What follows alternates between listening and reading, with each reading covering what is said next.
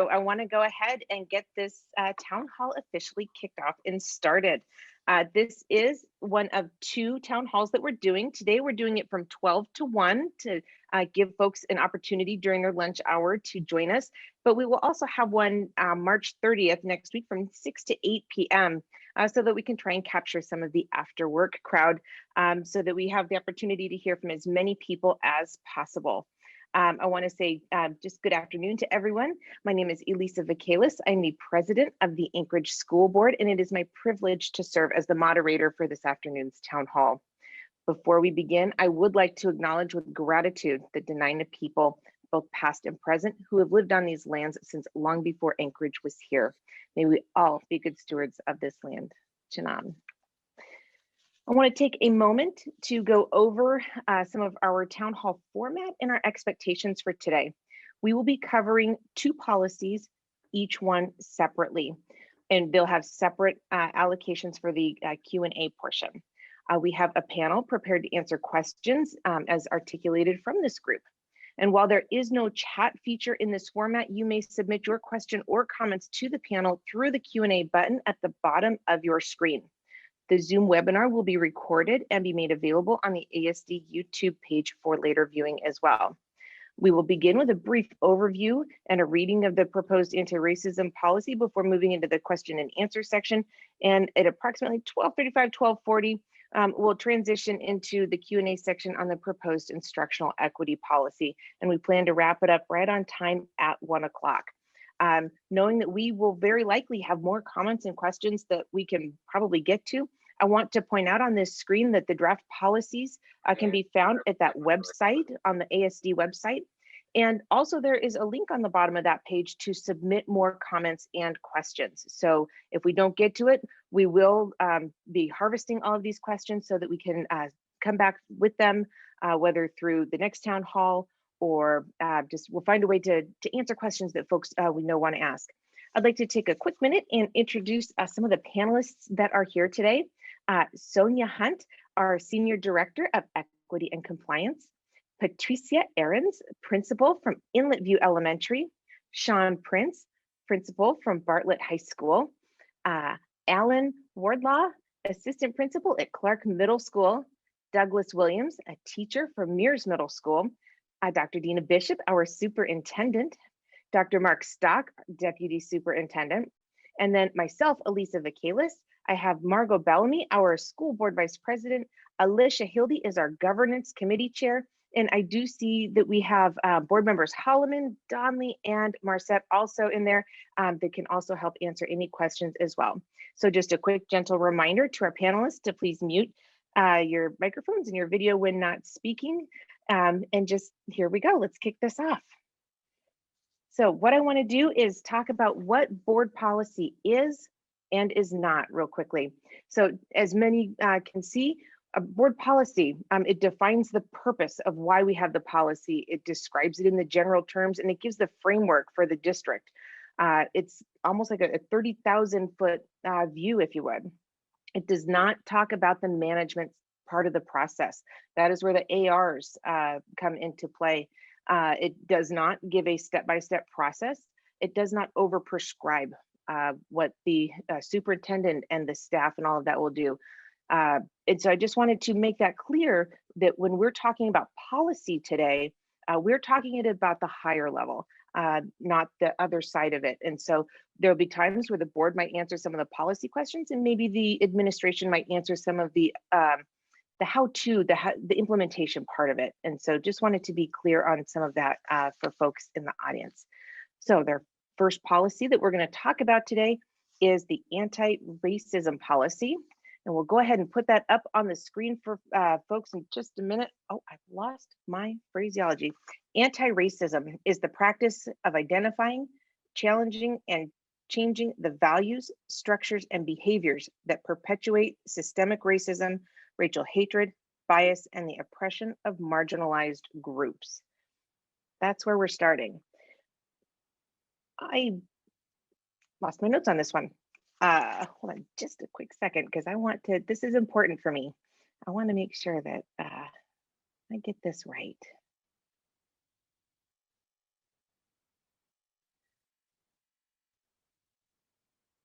It is opening up.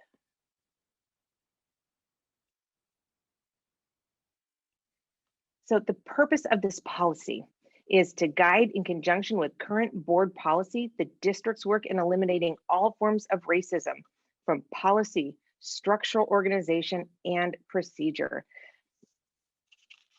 That's where we are. That's what we are trying to do. Wanted to give folks a chance to read it, but also know that our draft is out on the website.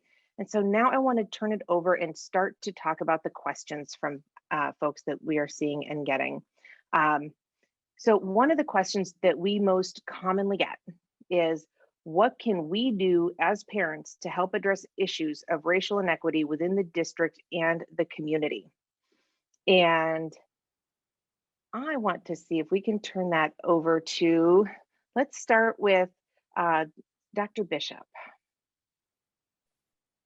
Thank you. And I would just like to share that we have a team here, and hoping that someone at the school level who interacts very directly with parents can start. Doug, you are closest to the classroom presently right now. Would you like to share some of your thoughts, and then we can go to a principal after that? Yeah, definitely. Thank you so much. Once again, my name is Doug Williams, and this is my 12th year in the district. I currently teach 7th grade language arts at Mears Middle School. And as a teacher, I'm definitely boots on the ground. I do interact with about 140 students every single day at least. And these are students that are assigned to me, and as well as their parents and other family members. And so in regards to the questions, first and foremost, it needs to be brought to our attention. You know, if it goes back to that saying, if you see something or hear something, please say something so that we can adequately address it at the school level, and if needed, take it higher up to our building administration to address. When I directly talk to my students, especially my students of color, a lot of them, they are embarrassed or they're afraid to speak up to the adults, even their family members, the adult family members in their lives. And so I take it as part of my professional responsibility as a teacher to encourage them to speak up. And so that is the first step that I encourage family members to take. If you see or hear something, please say something to the school, and we'll do our best to make sure that your concerns are addressed. Awesome. Let's see, you're in a middle school. Do you want to go, Alan, and then Sean, just a little bit of insight about how our families can support their children. And I always say, love them up first, and then work with your school. And they're giving examples of how to work through the school and with the school. So take it away, Alan. Yeah, absolutely. In my position at Clark Middle School as AP, you know, I'm constantly asking myself, what do my stakeholders need, right? And so I'm checking in with students and families, and just really allowing them to have a space to share their voice, so that when decisions are being made that impacts the school community, they feel as if what they need, and there's someone in a position that's willing to respond to those needs. And also for families, I like to just say that when speaking to your children, one thing to do is preach accepting or embracing differences. When you start with that idea of embracing differences, you're going to understand and you're going to see value in what each other brings to the table. And starting at that point at home, and letting your family know, letting the people that you interact with, your children, know that it's okay to be different, and that you have something to offer others, as well as gain from embracing the differences that the people around you have. And that's one of the biggest things. So it's a lot of listening involved, and making sure that we're checking in to see what the needs are, what your students are experiencing. Do they have a safe place or a safe person to talk to within the school? And really just keeping that communication open with people that you trust and you value within the school community. Awesome. So to jump in right after Mr. Williams and Mr. Wardlaw, I would say that the importance is for us as administrators and educators educators in the district, we need to listen. I'm just going to echo again what Mr. Wardlaw had said, but that also just requires people to actually speak up. And so you have to speak up, even if it is really uncomfortable. Ideally, we all get very comfortable in those areas of our life that are uncomfortable. So there's going to be issues that might push on you a little bit to grow, but it's going to help all of us to grow in a positive direction if we have clear lines of communication and we know the needs of each other. So it's our responsibility to listen, and listen deeply and listen well, and to know that you brought it to our attention because you seek changes for what you need that's going to be the best for your students and the community. And then for us, we need to be welcoming all kinds of perspectives and make sure that if it raises some hackles, we have to ask the question, like, why does it bother us? What can we do better? Is this a problem? How can they help? We need to find solutions in all avenues of our community, and we need to be open to opinions that are different than our own. Thank you, Mr. Williams, Mr. Wardlaw, Mr. Prince, and Patricia, would you like to share, Ms. Ahrens? Yeah. For elementary. Yeah. So, in hearing what my colleagues have to say at the middle school and high school level, I think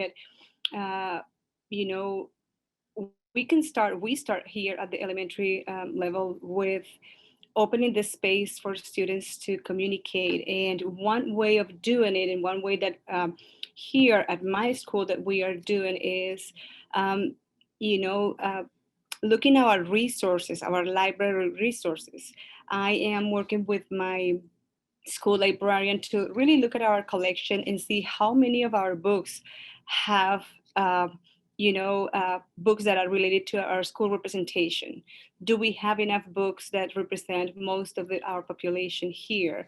When we have those resources, teachers can bring those resources to the classroom, read aloud to the students, so students can bring that conversation to their homes, at dinner table. How was school today? Oh, Mrs. So-and-so read a book about, we don't have many books with, stories with the main character of the book is a little girl in a wheelchair, and how does that look like? So things like that we can do at the elementary level. That's something that I have worked, and it is my intention to continue to work and provide more resources and have those resources available for teachers, so teachers bring that to the classroom, and therefore it's just like that transmission into our homes, so students at our age, at elementary age, still feel that they have a safe space to start talking about and asking questions about their families, dad or mom, or whomever is their guardian. What is going on with this? So that's I think that where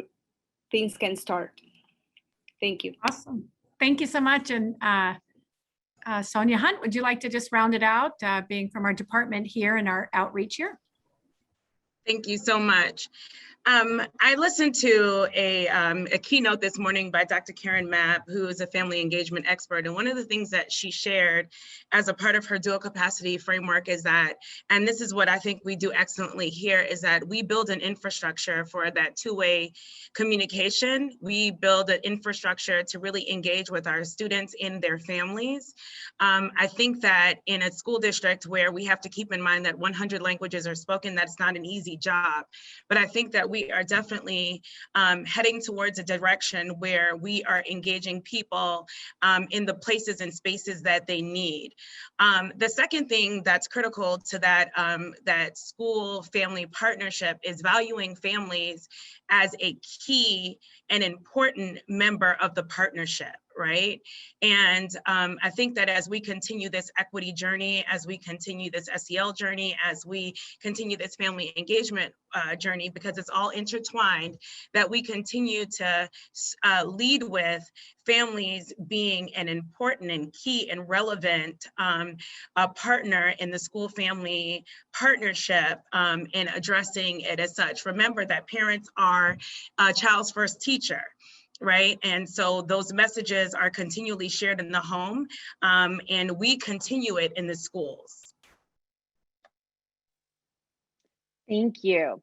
I am going through some of the questions, and Here's one that is, I'm going to turn over to Dr. Bishop because I believe there's a federal requirement or even a state requirement.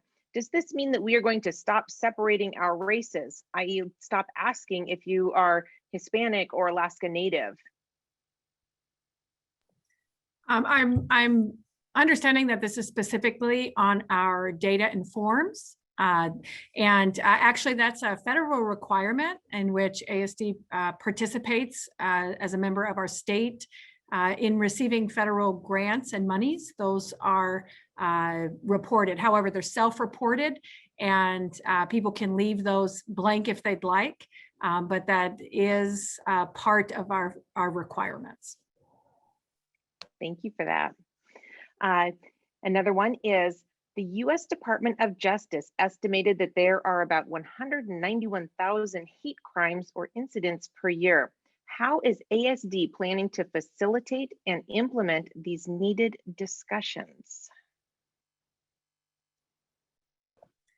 Sonia, was that something that you would like us to talk about again? Sure. So how do we continue facilitating these needed discussions? Research shows that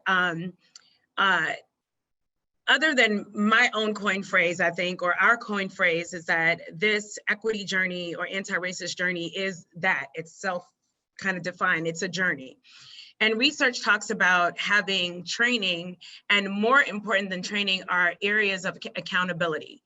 So us creating that, again, that infrastructure for being able to meet people where they are on the journey, equip them with tools, knowledge, updates on research, updates in practices are key in this journey. And it's continual, it's lifelong. This morning in an SEL equity meeting, we talked about even the framework for SEL being this lifelong journey that never stops, that we continue. It's almost like evolution, right? We continue to grow in an area, and along that line, we have to be provided with skills and tools and practices that can be used in a multiplicity of settings, right? So when we're talking about communities, when we're talking about homes, when we're talking about schools, when we're talking about classrooms, when we're talking about district offices, that we're all on the same page and that we have the tools and, again, the skills that we need for the journey.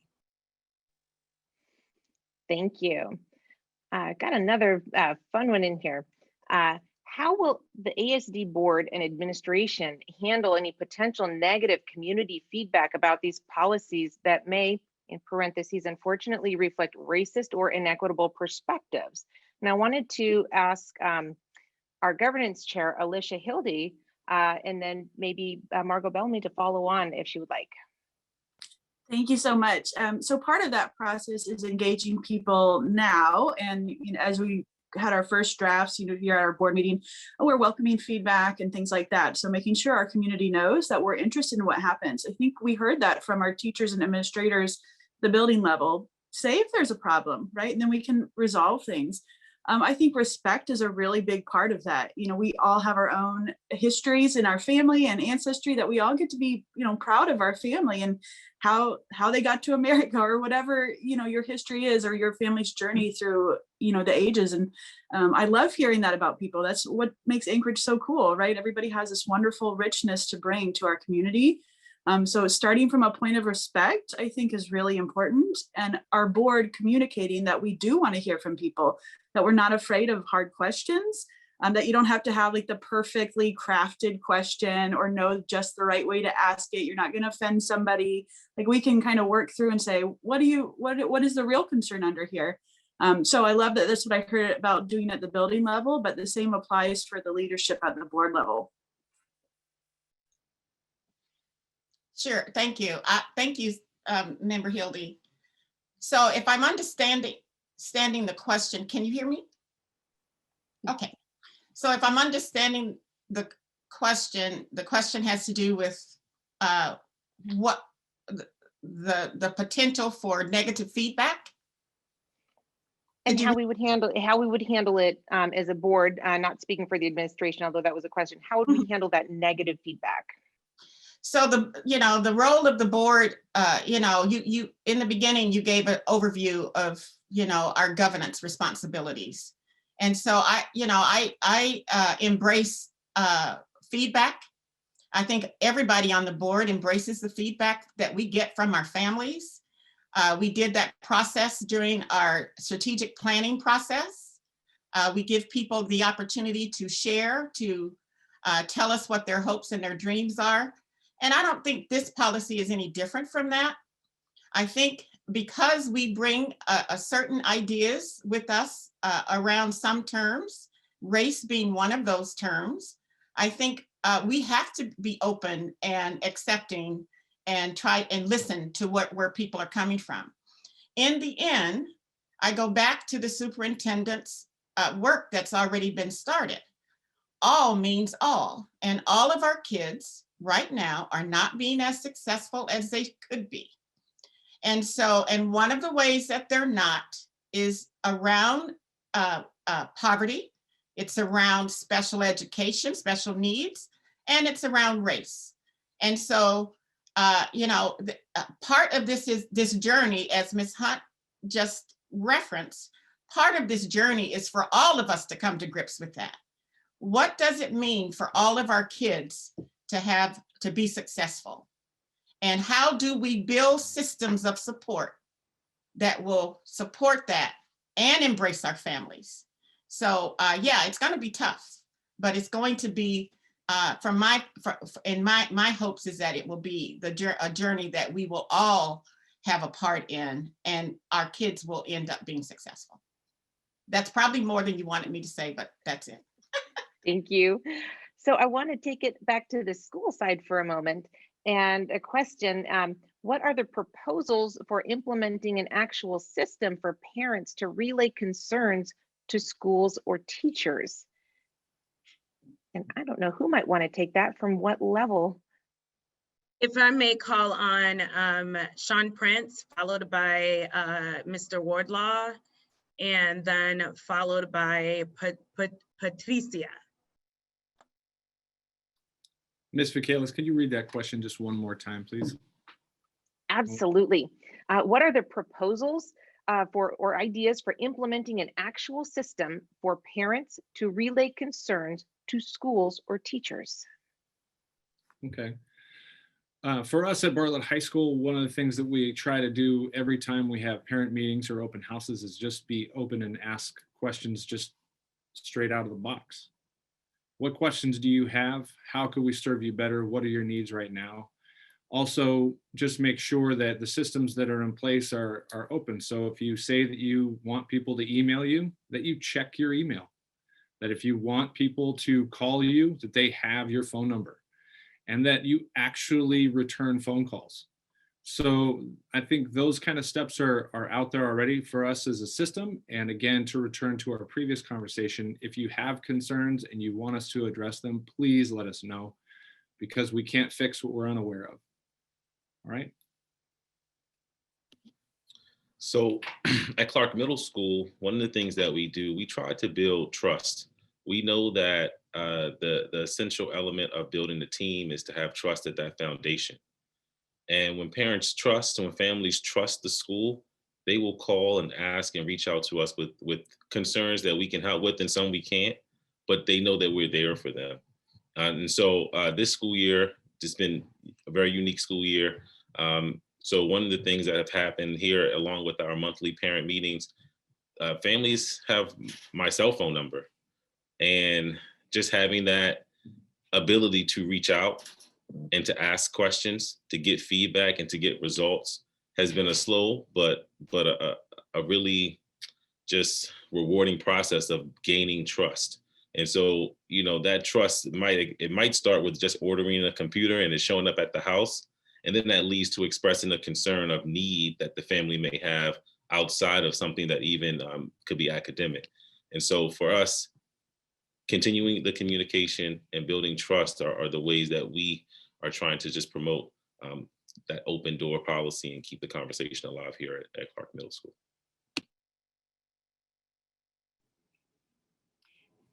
Okay, thank you. So I think at the elementary level, just to echo what Sean and Alan said, just keeping those open lines of communication with families, it's really important. And that starts at day one when, even at registration, when parents are coming to school. I think it's really important that the school states right up front that we want to make sure that we are working together, and that the school does everything that they can to keep those, to build the trust, like Alan said, to build trust. So parents and families and even students, they feel safe, that they feel that they can come and they bring those issues up and those concerns. And we have to listen. We have to make sure that we are bringing all of the stakeholders to the table, that they feel like they can come to either the teacher or the administration and talk about their concerns. And it is our duty to listen and to try to investigate what has been done and that part, and follow through and follow up with better ways to communicate and to handle those situations. At the school level, I think it is important that as educators we continue to learn, to be updated with what's going on, what are the things that are going on, maybe providing opportunities for a book study, just to keep us informed, and what can we do, what are the things that are going on around the world that we can just serve our community and our students in a better way. And at the student level, I think giving them the option to take ownership of what things that they would like to change. So we worked really hard here with building our student leadership and providing them opportunities. What are the things that you want to change in school? What are the things that you think that we need to work on? And sometimes every once in a while, bullying, it comes up to the table. So, okay, what can we do? So students' voice and, communication, I think it's key. Thank you. So the next question I have is, what measures will ASD use to judge the success of the anti-racism policy? Sure. This is Dina, and I can share a little bit. Of course, once the policy is approved through the board procedures, what will happen next is that administrative regulation will be designed around those to see the outcomes. And as Member Bellamy stated, a lot of our actions in ASD are built and have begun, and our policies are going to kind of cement them in about this work into the future. And as the ARs come out, it will include kind of, how do we monitor this? How do we understand this? What does it look like? So those aren't specifically set as of yet, but the things that we're after are really about anti-racism and equity in the design of our programs, children's access to learning, our student outcomes, and not only student outcomes specifically to themselves, but who are the students that are seeking specialized programs and the like. Additionally, we want to look at our staffing and really become more diverse and inclusive. And so we'll judge where we are today with where we are in the future in regard to the data around the student, either the students in programs or employees in the district.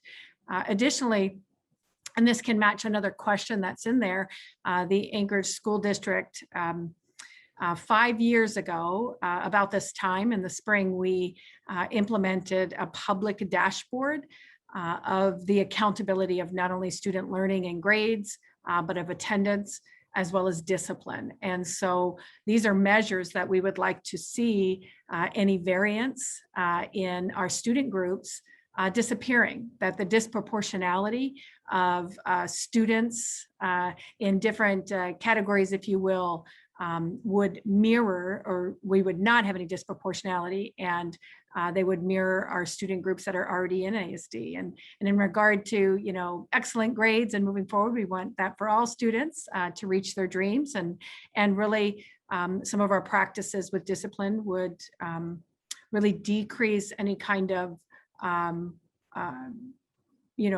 discipline outside of and really continue to work with our restorative justice practices. So really the data will demonstrate that when those systems and articulations are completed.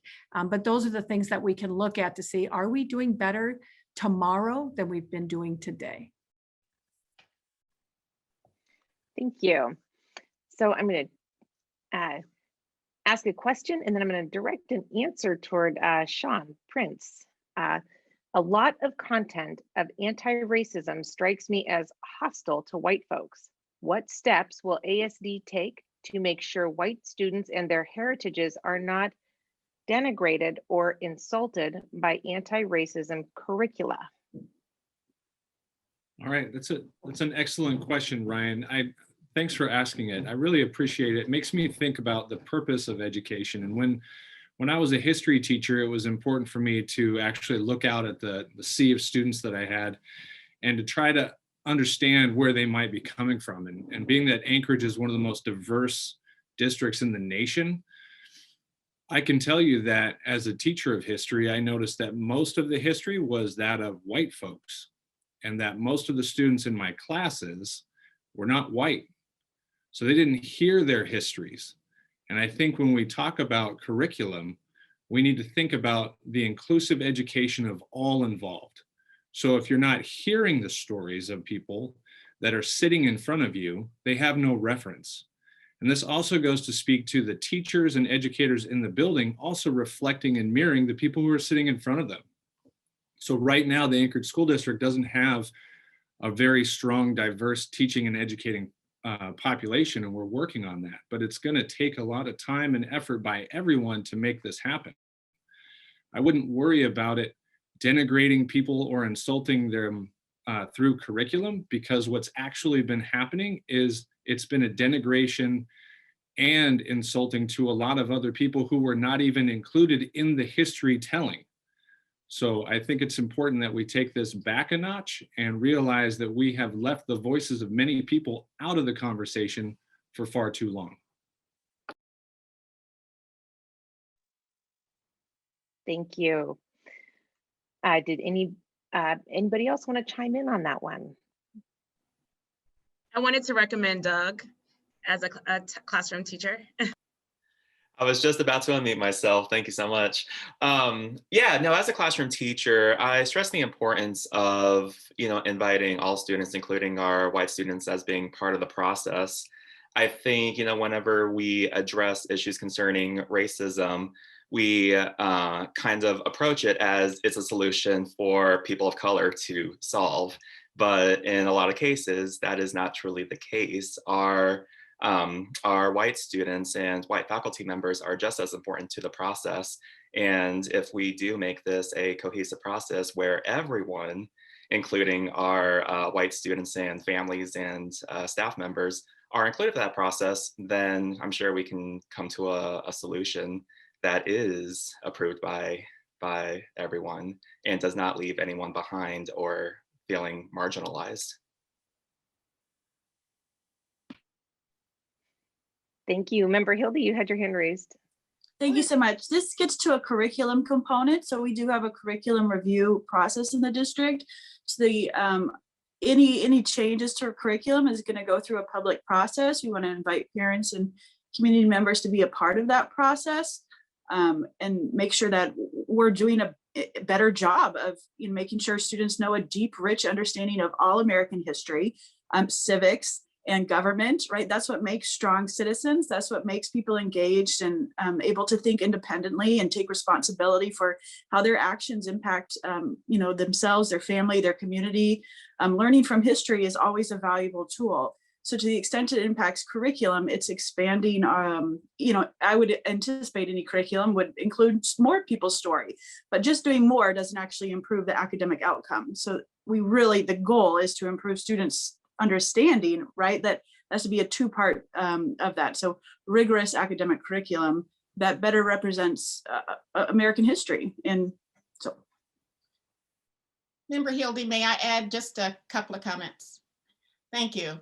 Yeah, and I know I've spoken to lots of constituents that think having a policy either policy is going to be divisive and it's going to pit one race against another. And that is one way to think about it, but that is not what our kids need. This, all means all. And either we are going to have and fight for success for all of our kids, or we are going to always be trying to rescue them at the end. Somewhere they're not going to be successful. They're not going to graduate in the numbers that we want. We have done wonderful work with graduation rates. We can do better.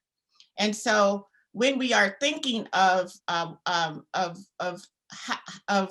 value and the vision of what we want for our kids, it is success for all kids. White kids, brown kids, Black kids, purple kids, pink ones, whatever, all kids. And so part of what we've got to do, I think, as a community, we've got to try to understand that we're not giving one person something and taking it away from somebody else. We're trying to support all of our kids with the outcome of success. And I don't care what color they are. Thank you. Thank you. And Sonia, you had your hand raised. I want to say that we have included student voice in this process. And one of the things that the students have talked about is, especially in their expressions of wanting equity, it's around a language, one, and two, really creating spaces where creating the school as an environment that is accepting and flexible to all cultures. The students were very concerned, particularly about students who speak English as a second language. And they also talked about wanting to learn more than what they've been taught, because they felt like it would make them a better friend, a better classmate, and a better part of the school community. So in being student driven and student led, I think it's important to include the voices and a narrative or counter narratives of our students and what they're saying as we approach this work or we continue along the journey of this work. And this is what our kids are saying. Thank you. We've got a bunch of questions coming through, and we know that we only have an hour and we are capturing them. But I think one of the things that strikes me as I'm reading through them is the communication between families and their schools, the safety of it, making sure that there is no retribution for it or penalty either for the family or the student. And so I think those are things that, as we as a board and administration is reading, these are things that we're going to want to make sure that we follow up on to make sure there is clarity and understanding, because we want everybody to feel safe and open to talk with whoever can help. So just know that we are taking all of these questions back to learn and read from. I want to take a pause for a moment because we're coming up on 12:40 right now, and look at switching over to our next policy that we wanted to discuss today, and it's the instructional equity policy. And for those of us that have been working on this policy, it started as one policy originally way back in, I think, September. And then it kind of branched out in two because it really needed to, be a solid policy for two different things, even though they have their overlaps. And that was the reason we went with the two policies. But I'd like to ask Member Bellamy to talk about how we're approaching this equality versus equity and making sure that we're all on the same page as we move forward in this conversation. Sure, thank you. And thank you for putting up the graphic. So, we're not choosing. I just want to go back to a comment that President Michaelis made in the beginning relative to the policies that we are proposing will work in conjunction with policies that we already have. So we're not throwing out equality. Equality is, as you see it in that first picture, sorry, it actually shows everybody getting the same support. And that is how our system is really, there's value in equality. But it assumes that everybody starts at the same place. And so what equity does is helps us to realize that despite our efforts to give everybody the same equal opportunity, it does not give them the same access. And so that's why you see in that first, in the picture with equality, everybody has a box, but everybody's not able to access that game. Whatever's happening on the other side of that field, everybody's not able to participate. So conversely, we have equity, and equity gives our kids, all of our kids, what they need to be successful. So you see that based on their needs, they have access to and opportunity to engage with that activity. So it is kind of simplistic, but this is exactly what equity is. It's giving, they're different, and we need them both. But when it comes to what we are trying to do in school, we have to go beyond just giving kids equality. And so the policies that we are proposing will work in conjunction with legal, we already have non-discrimination policies and laws. We already have policies that protect our kids from harassment and bullying. These will work in conjunction with that. Mostly when it comes to equity, it is going to be the instructional lens that we're going to that will take up most of our time, because that's where the opportunities are. That is where the access is, and that's where the opportunities are. So I'll stop there so we can get some questions. Thank you. And you actually touched on a few of the things. I just wanted to put up that instructional equity draft policy so folks can just be reminded for what we're talking about today. But exactly, tackling the equity issues, it requires an understanding of the root cause of the outcome disparities within our district.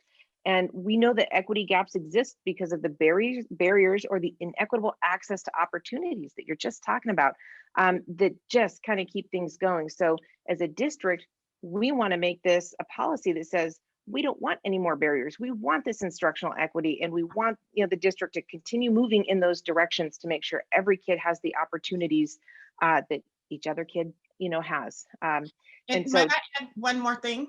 Yes, ma'am. Oh, and I think it's important. This work has not just begun. This work is happening as we sit here. It has been happening. But we need to, I feel as a board, when we set policy, we set guidance, we set value.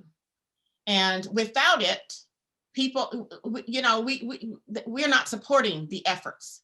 So the efforts that are currently underway need to be supported, because it shouldn't just be left up to the superintendent to do what she can. We need to support the work. And I just wanted to add that piece. Thank you. Thank you. So I got a lot of questions that are kind of popping up. So even though they might kind of feel out of order, I want to see how many we can get in here in the next 15, 20 minutes. One of them that I saw that came earlier, but felt more like this was directed towards this policy is, how will the new policy impact the representation of students of color in the ASD highly gifted program? And I don't know if Dr. Bishop, you want to direct that one? Well, that's a great question. And there's actually a board guardrail about having representation in choice programs and different specialized programs around the district. So not only do we have a board goal around achievement for all students and life, career, and college readiness for our students, we also have guardrails around what we want that to look like. So as Member Bellamy shared in policy, board goals are for the next 5 years are created to improve student outcomes of what they can know and be able to do in accordance with that policy. And then that's the vision, and then the value of the community is guided through the guardrails. And so we do have a guardrail on this, and we've made some adjustments. And there is, I want to say that there isn't an idea to cut a program. Simply a part of what has gone on is actually redesigning the program for greater access.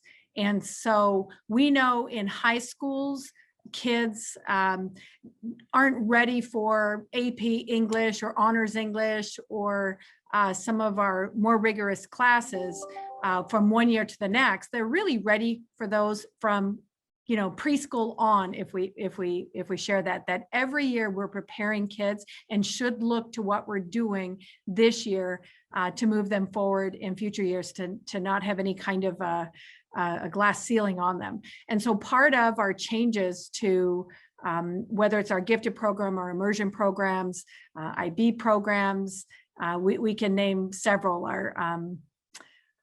Sean, you've got some, every school has some specialized programs. We really are trying to broaden the access for students through ensuring primarily their fundamental skills, that we have those skills, that the students are prepared, and that all students then could have access because they have those skills. The next thing we're doing, and others can add on after me, and I'm just taking the 30,000 foot view, is the communication of these programs. Many times kids are absolutely prepared even, and they just don't have the knowledge that these are going on, of how to really navigate the educational system.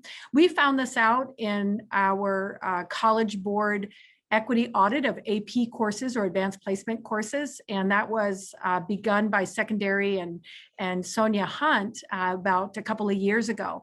And we've designed a program around really that communication and that buildup of the students, not only communication with the families, but the students to move forward. Many times we know that whether it's in our adult lives, somewhere down the line, somebody tapped us on the shoulder and said, hey, you should really do that. You should be interested in this. This is what we have to offer.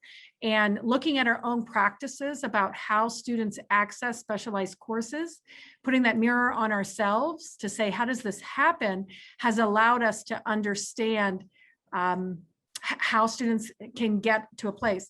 I'll give you an example.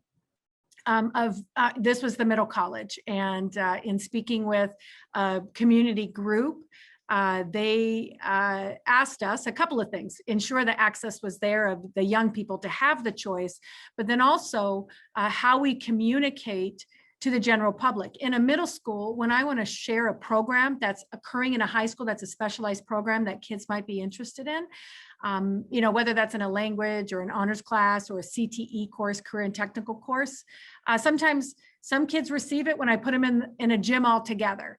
But we've received feedback, especially one of our student groups, our Alaska Native students, in my past experience have shared, like, you don't talk to us right. And I was like, well, what do you mean? How come you didn't, when we studied why kids weren't accessing a program, they just said, you didn't ask us right. And so I was like, well, what does that look like? And really a more private, smaller group conversations with, rather than being in large settings with hundreds of people, they wanted to get their questions answered in a different way. And so sometimes, again, it's, this is, I know about the gifted program, but there's also other programs. So ensuring that the access is there and that the roadblocks isn't on the selection itself, but also having advocates and teaching the people within the system how to advocate for kids through these, different transition periods that they have. Parents that are familiar with the system, if you will, understand those different markers in time of when to access programs. And so we just need to communicate better with our families. I know Sonia Hunt has mentioned that as well. And Dr. Stock, do you have anything else that I would add here, just in the larger scale change of how we need to grow the number of students interested in these programs, especially lottery, so that when we do have a lottery, it's more representative of the students in ASD. But I'll turn it over to Dr. Stock. Thank you, Dr. Bishop. Real quickly, I think maybe a practical example might sum up everything Dr. Bishop just shared. So Sonia mentioned our students having concerns about our ELL students who don't speak English as their primary language, and worrying about our own students, worrying about whether their friends and colleagues have access to these programs. And so I'll connect that with the gifted question from our participant. So we found a student who was recommended by a teacher who did not speak any English, but the teacher came to us, not me, and said, this student, I feel like, is a quality candidate to be considered for the highly gifted program, but he will never be able to take the language-based cognitive tests. Are there other cognitive-based tests that provide percentile-based information that are not so language-based? And our head of gifted found a cognitive-based test. The child completely aced it. And the child is now in Rogers Park in the highly gifted program and learning English at the same time. His intellectual abilities were outstanding, and he's picking up the language rapidly. But that's an example of equity at work, trying to look at things less one-dimensionally and finding other avenues to access intelligence and other kinds of things. And I'm sure that student will learn English as he's moving through, but that's an example of how those things come together. Thank you. I wanted to direct a question toward Board Member Hildy, because it's kind of takes it up to the 30,000 foot view that we're talking about from a board perspective. Is when talking about equity, are we talking about equity of opportunities or equity of outcomes?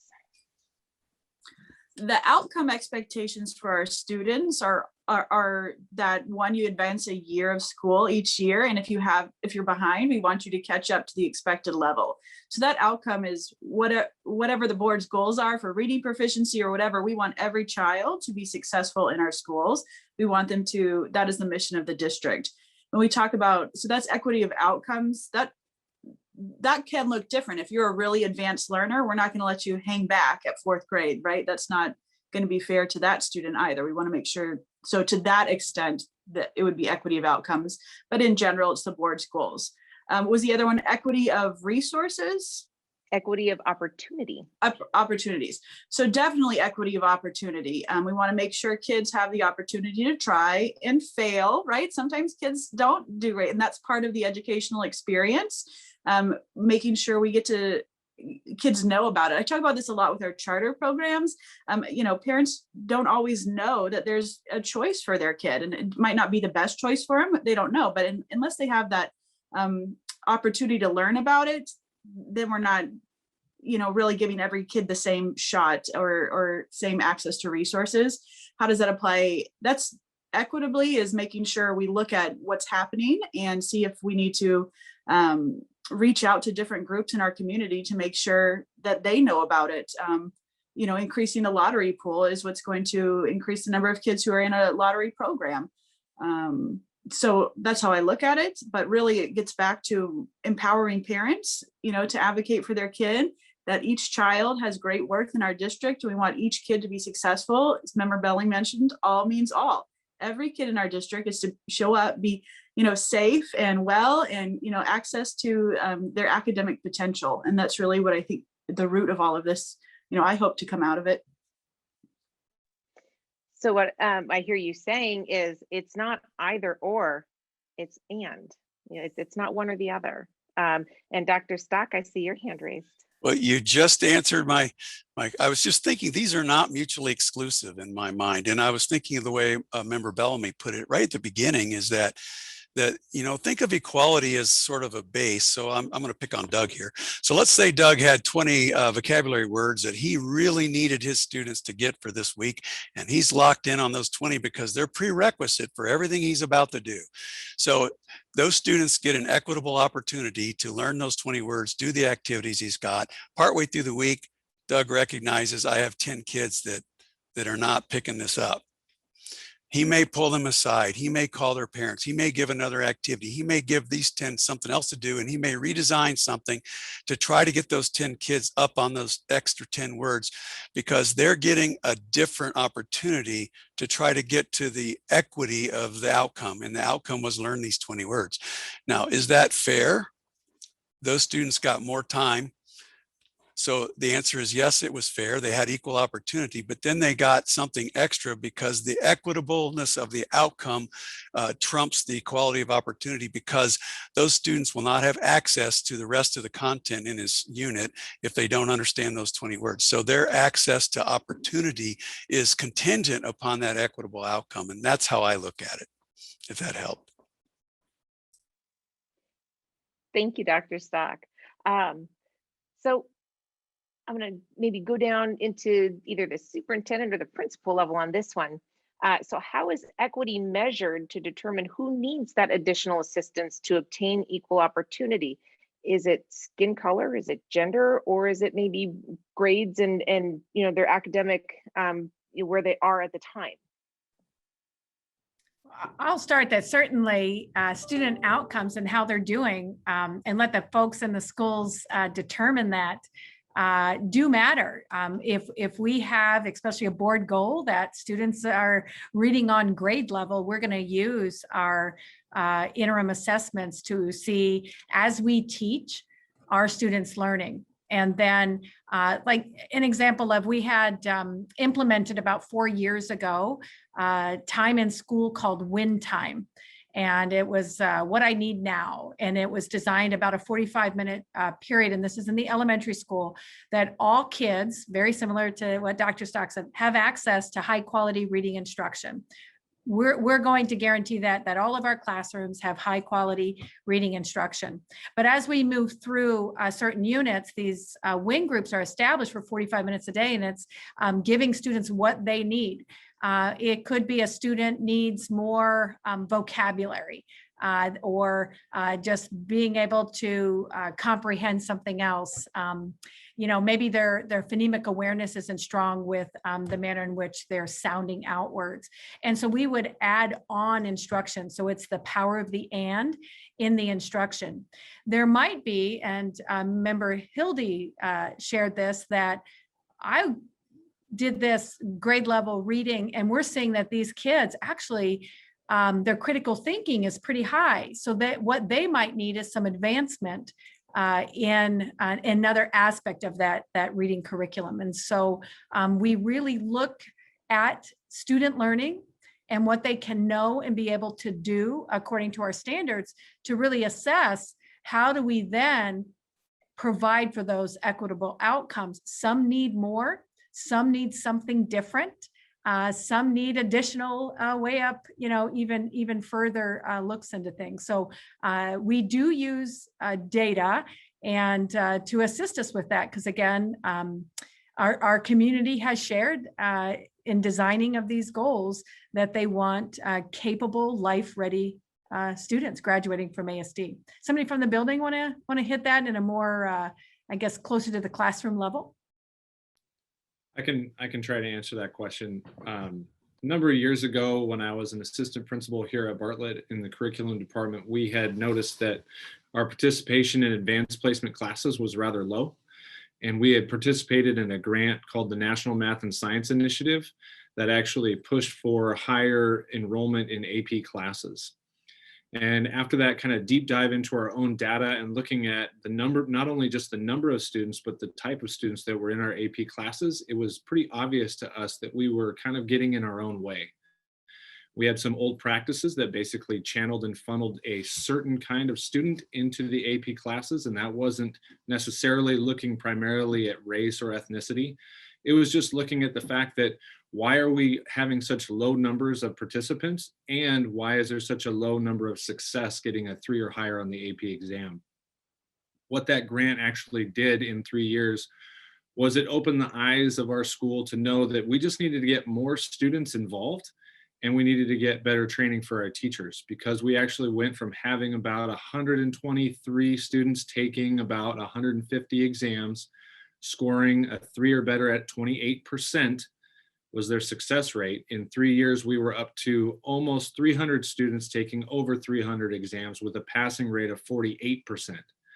So it was really obvious that if we just had better training for our teachers, and we were more inclusive and not setting up kind of gatekeeping or old school ways of saying, well, I guess you can't be in this AP class because you've never taken an honors class before, or you didn't do the summer reading, or you just don't look like the typical AP student, whatever typical really means. We found a lot more success. So I think if we can examine our own practices and look at how we can just include more students in the process, we're going to unlock the doors for a lot of students in our hallways that have been walking through them for many years.